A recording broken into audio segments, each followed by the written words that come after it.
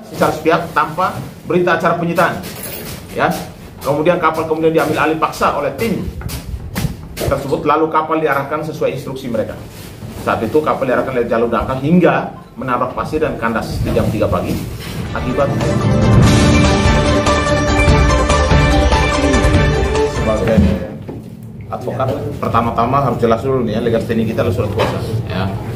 Surat kuasa dari klien saya itu bernama Tuan M. Fahyumi bin Syarbini, ya. Yang saat ini lagi ditahan di Polda Kepri.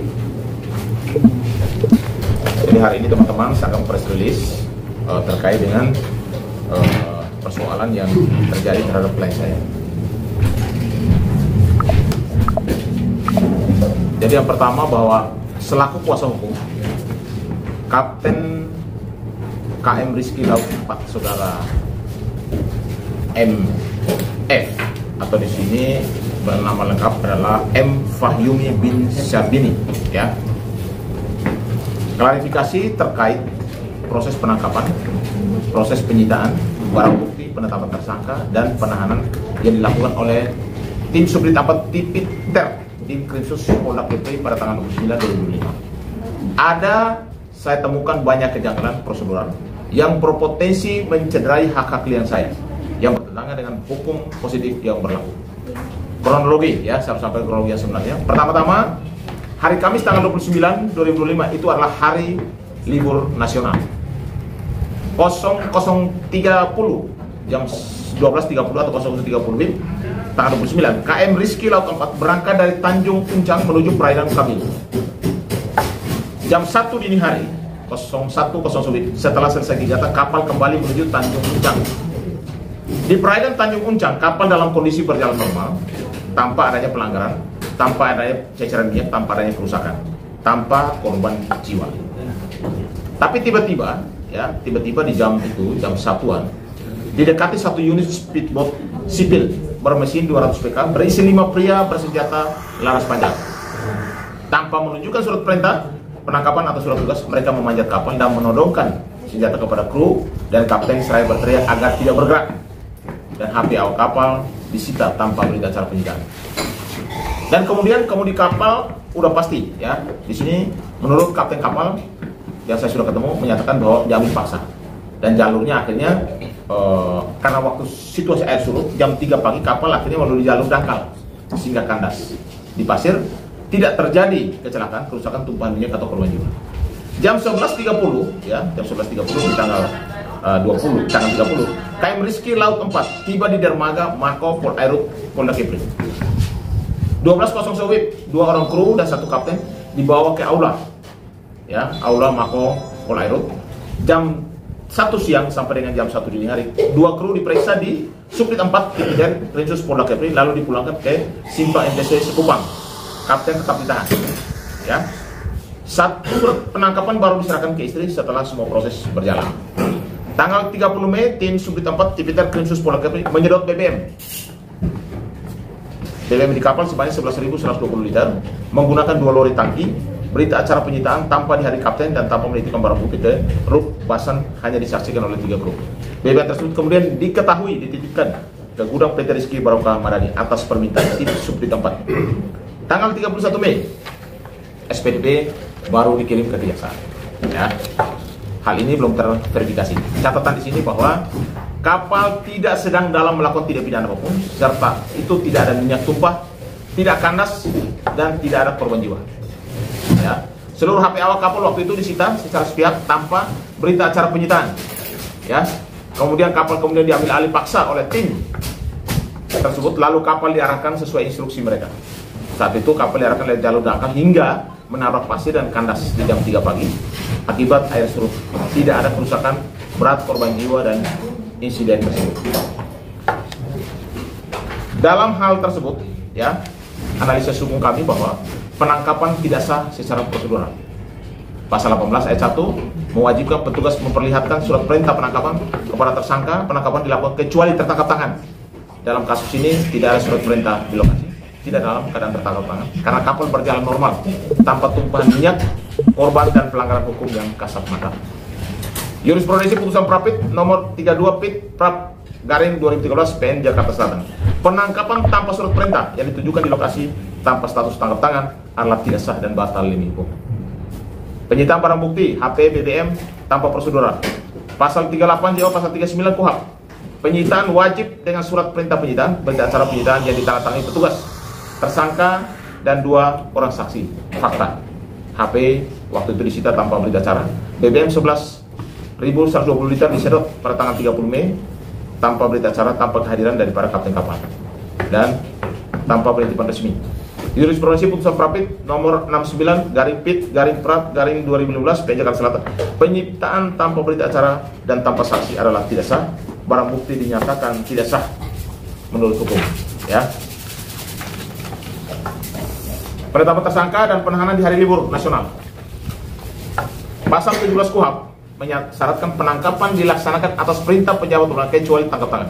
Penetapan tersangka, penyidikan dan penahanan di hari libur nasional tanggal 29 Mei adalah hari libur nasional tanpa keadaan mendesak, bertentangan dengan asas hukum dan asas pidana kecuali tertangkap tangan, potensi melarikan diri, menghilangkan barang bukti, dan semua tahapan dilakukan di tanggal 29 ya, pas saat hari libur nasional. Saya jelaskan ya, ini adalah proses yang sangat cepat ya, yang dilakukan oleh tim Tipiter Subdit 4 Polda Kepri. Di tanggal 29 Mei itu penangkapan tanpa surat perintah di laut jam 1.00. 29 Mei juga penyitaan HP awak kapal tanpa berita acara. 29 Mei juga pengambilan alih kemudi kapal oleh petugas. 29 Mei pemeriksaan awal di Polda di Mako Polairut. 29 Mei pemeriksaan BAP 2 kru di Subdit 4 Tipiter. 29 Mei penetapan Kapten KM Rizky Laut 4 sebagai tersangka. 29 Mei penertiban surat perintah penahanan. 30 Mei penyedotan minyak di kapal sebanyak 11.120 liter ke lori tangki tanpa berita acara penyitaan. 30 Mei minyak dititipkan ke PT Rizky Baroka Madani tanpa surat penitipan resmi.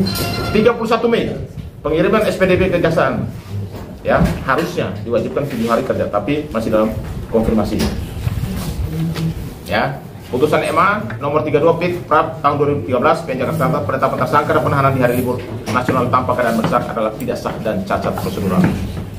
Yang di sini adalah tidak ada delik material dan saat penangkapan, delik pidana, perbuatan pidana, aktus reus, niat jahat mensrea. Dalam kronologi kapal berjalan normal, tidak ada tumpahan minyak, tidak ada korban, tidak ada kerusakan lingkungan, maka tidak terdapat aktus reus yang nyata di lokasi saat penangkapan. Putusan MA nomor 94 PK garing Pit 2015, jika perbuatan pidana belum terjadi atau tidak dapat dibuktikan saat penangkapan, maka penetapan tersangka tidak sah secara hukum. Analisa tambahan fakta BAP dan pelanggaran hak tersangka. Ya, di sini ada beberapa contoh kasus. Yang pertama, ketidaksesuaian antara BAP dan fakta pemeriksaan. Itu nanti kami akan sampaikan ya dalam proses berikutnya. 2, konsekuensi hukum dan pemeriksaan tanpa pendampingan penasihat hukum. Dan ini konfirmasi bahwa klien saya pada saat pertemuan tadi pagi sama saya di tahanan bahwa dia tidak didampingi oleh penasihat hukum pada saat pemeriksaan. Tetapi di dalam BAP dinyatakan ada pendampingan ya. Nah, ini masih nanti saya klarifikasi dulu bahwa putusan MK nomor 16 PUU Step Angka nomor 2010 menegaskan bahwa setiap tersangka berhak mendapatkan bantuan hukum sejak dini termasuk dalam tahap penyidikan, dan bila tidak diberikan maka alat bukti yang diperoleh menjadi tidak sah. Akibat hukumnya jelas ya. Dan yang berikut yang saya mau perlu sampaikan bahwa saya sudah melakukan investigasi dan juga penyelidikan di wilayah TKP bahwa kami menduga keras ada keterlibatan ya, ada oknum pejabat di dalam jaringan mafia minyak di wilayah Kepri.